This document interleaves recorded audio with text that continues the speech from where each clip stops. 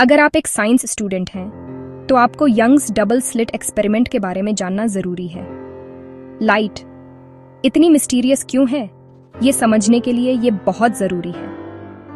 क्या आप अपना दिमाग चकराने के लिए तैयार हैं? सोचो, आप एक तालाब में पत्थर फेंक रहे हैं। देखो कैसे लहरें एक दूसरे पर आती हैं और बढ़िया पैटर्न बनाती हैं। यंग्स डबल स्लिट एक्सपेरिमेंट में लाइट भी बिल्कुल ऐसा ही करती है।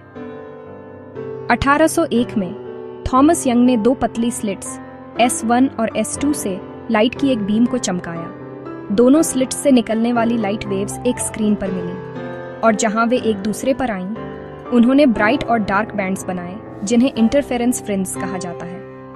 क्यों? क्योंकि कभी कभी वेव्स एक ब्राइट स्पॉट के लिए जुड़ जाती हैं और कभी कभी वे एक डार्क स्पॉट के लिए एक दूसरे को कैंसिल कर देती हैं।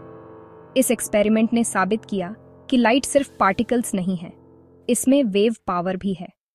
यंग का द्विस्लिट प्रयोग, यंग्स डबल स्लिट एक्सपेरिमेंट, महत्वपूर्ण सूत्र फ्रिंज चौड़ाई, फ्रिंज विड्थ का सूत्र है लैम्डा ब्ले प्रकाश की तरंग दैर्घ्य, डी बैर स्लिट्स से स्क्रीन की दूरी, डी बैर दोनों स्लिट्स के बीच की दूरी। एक यंग का द्विस्लिट प्रयोग किसे सिद्ध करता है?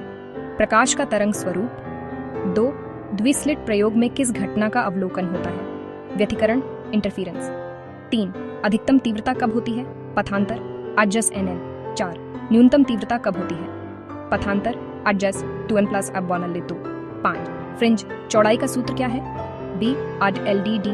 6 व्यतिकरण समाप्त कब हो जाता है? जब एक स्लिट बंद कर दी जाए। 7 फ्रिंज की चौड़ाई किस पर निर्भर करती है?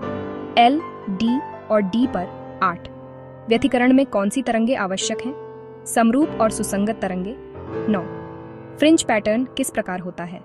वैकल्पिक उजले और अंधेरे बैंड। 10 प्रयोग का आविष्कारक कौन था?